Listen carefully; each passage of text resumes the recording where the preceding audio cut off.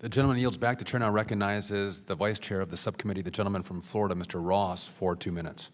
Thank you, Chairman, and thank the witnesses for being here today. We spend a great deal of time discussing on things which we are divided, but I feel that obscures where we are really all in agreement.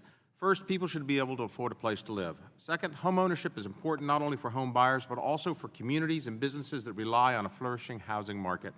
Third, losing a home, whether it be through a natural disaster or through a financial crisis, is a tragedy, the root causes of which should never be the consequences of misguided federal policy. I think we all agree on that. I think there is even consensus that our current housing finance system is unsustainable. The question is, how do we proceed?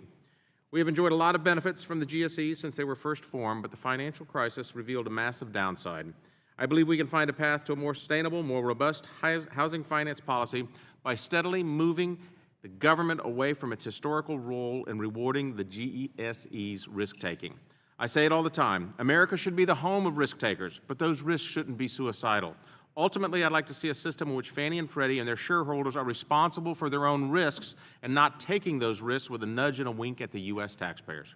According to AEI's Edward Pinto and Peter Wallison, in June of 2008, before the crisis, 56% of all U.S. mortgages were subprime or otherwise low quality.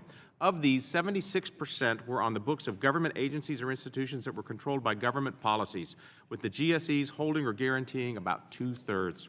The common denominator is government policy, which means that it's our responsibility as legislators to think critically about what needs to change. When I ask why we are encouraging these loans, I am not denying the need for affordable housing. Rather, I want to make sure that we are not committing the moral hazard of putting people in a bad situation, one where they have no choice but to default.